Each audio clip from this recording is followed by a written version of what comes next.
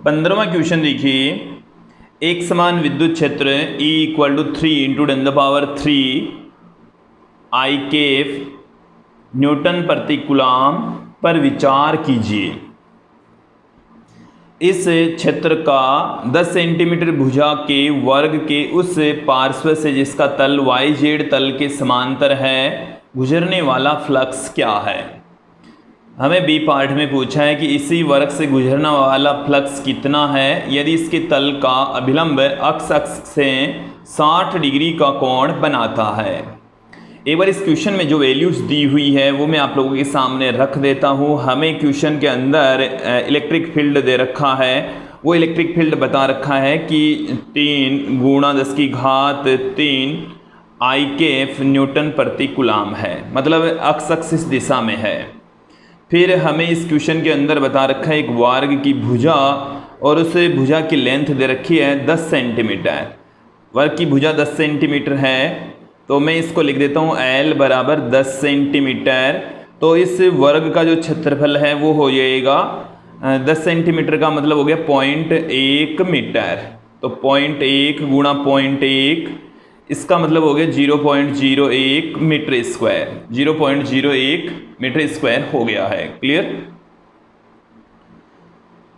हमें ये पूछा है कि ये है एक्स एक्सिस, ये है एक्स एक्सिस, ये है वाई एक्सिस और ये है जेड एक्सिस। वाई जेड तल के समांतर है।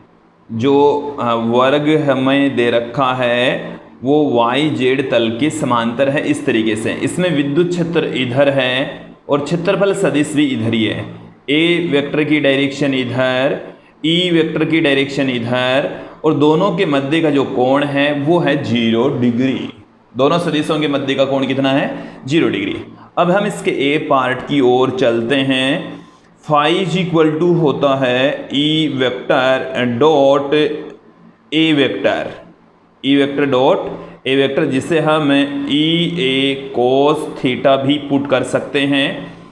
ई की जो वैल्यू है वो है 3 × 10³ I केप की दिशा में है और ए वेक्टर भी I केप की दिशा में ही है। मैंने यहाँ पर परिमाण पुट कर दिया, कोस वाली फॉर्म में लिख दिया, तो मैंने इसको यहाँ से इसकी परिमाण ही लिखा है। ए का परिमाण हमें दे रखा है 0.01 गुणा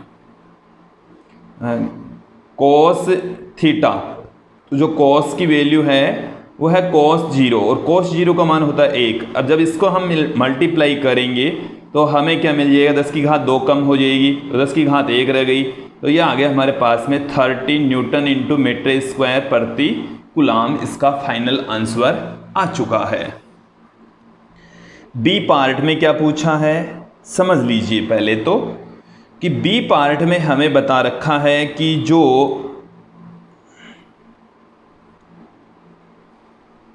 इस तरीके से ये है एक्स एक्सिस, ये है वाई एक्सिस और ये है जेड एक्सिस। क्लियर।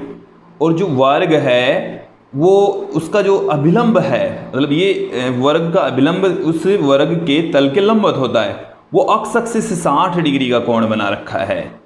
इस तरीके से वर्ग रखा हुआ है, इस तरीके से झुका हुआ है और उसका जो अभिलंब है, अभिलंब हो गया ए वेक्टर, विद्युत क्षेत्र इधर हो गया ई वेक्टर और दोनों के मध्य का जो एंगल है थीटा बराबर है 60 डिग्री।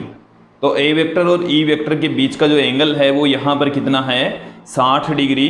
तो फाई = देखिए ई a cos थीटा होता है। ई a का जो मान है वो 30 और cos 60 डिग्री की वैल्यू पुट कर दी। ई a का मान देखिए मैं चलो फिर से पुट कर देता हूँ। ई का मान है 3 × 10⁻3, ए का मान है 0.01 और cos 60 डिग्री, cos 60 डिग्री का मान होता है 1/2।